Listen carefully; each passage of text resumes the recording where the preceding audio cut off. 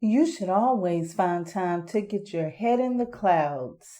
Thank you for listening to today's conversation about creative visualization. Stay tuned.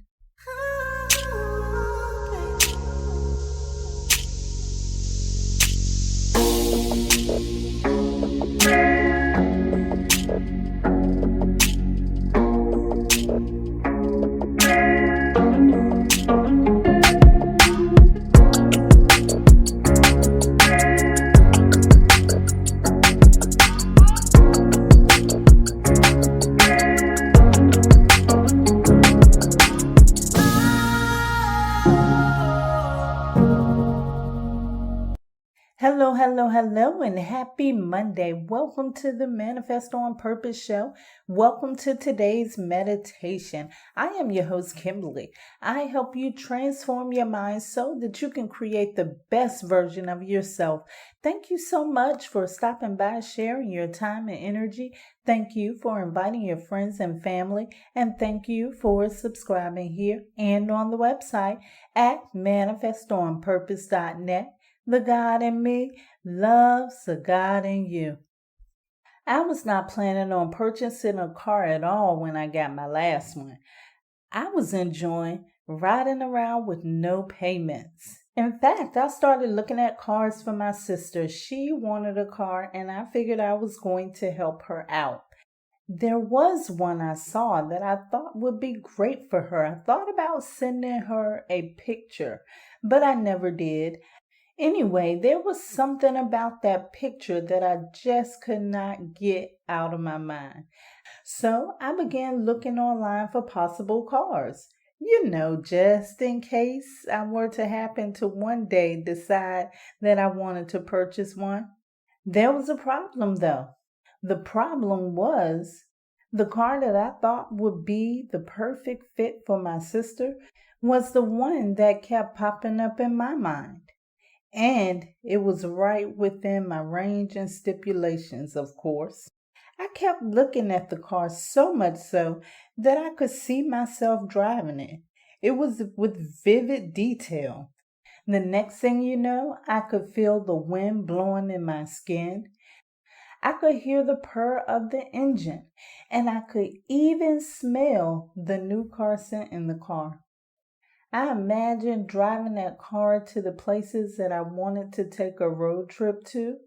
I even began to see that car often when I would be out for a drive. Needless to say, that car was mine in less than a month. I know what you're asking yourself. How did you get exactly what you want, even when you thought that you didn't want it in the first place, in under just 1 month? Well, I did it through creative visualization. It's the big word that is really so simple. Creative visualization is really using your imagination while stimulating all of your senses. This, my friend, is the secret sauce of Madam's subconscious mind. This technique is a super simple way to create your reality. It's a play on Madam's subconscious.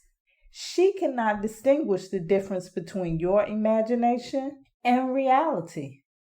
This is important because Madam's subconscious creates your reality based on your focus. The more passionate you are about something, the larger the impression it makes on the subconscious mind.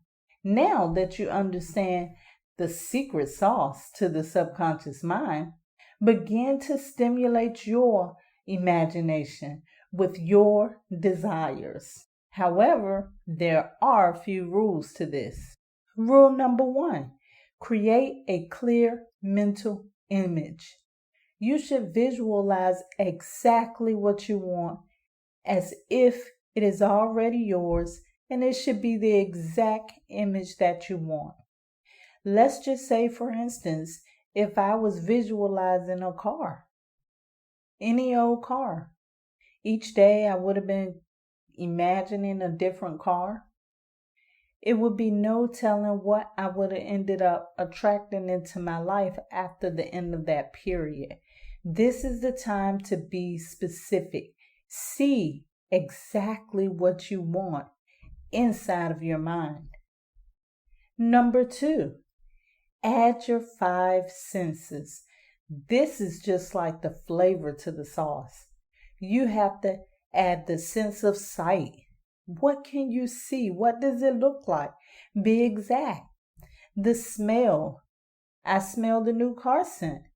What smells are coming from your new car? What can you smell? Can you smell the gas? Can you smell the engine running? Next, what can you hear? I heard the purr of the engine. What can you hear? Taste, touch, do the same things. With taste, it may be a little difficult with some things.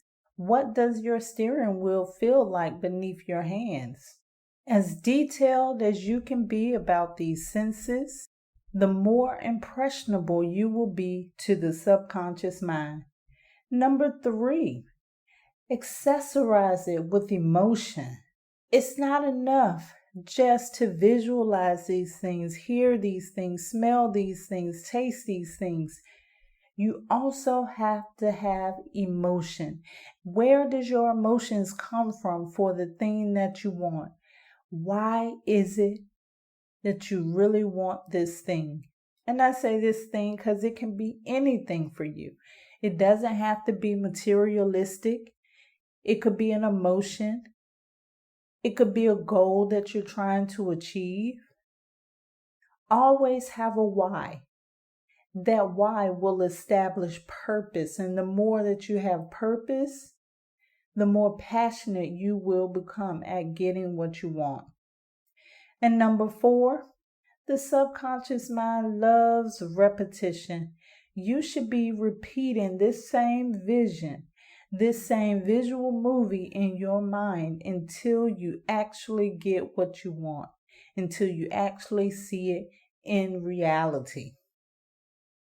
No doubt, it was the secret sauce of the subconscious mind that made the car I never even thought I wanted my reality. You can do the same. It doesn't have to be material things. It's for every goal you have. Today, I want you to start using creative visualization through the meditation to create your reality. Your prompt for today: where do you see yourself 1 year from now? During this meditation, I want you to visualize where would you be in 1 year. Press fast forward on your life right now and see yourself as how you want to be in 1 year. Visualize those things. And after today's meditation, I want you to promise to yourself that you will visualize the same vision daily until that year is up, to see if you will create the life that you envision now in a year from now. Let's prepare for meditation. If you are driving, this is not the time to do so. Please download this and save it for later. If you are not driving, please find your sacred space, the space that is comfortable for you, the one that is distraction-free and safe, the one in which you can relax and focus on your breathing. Enjoy your meditation.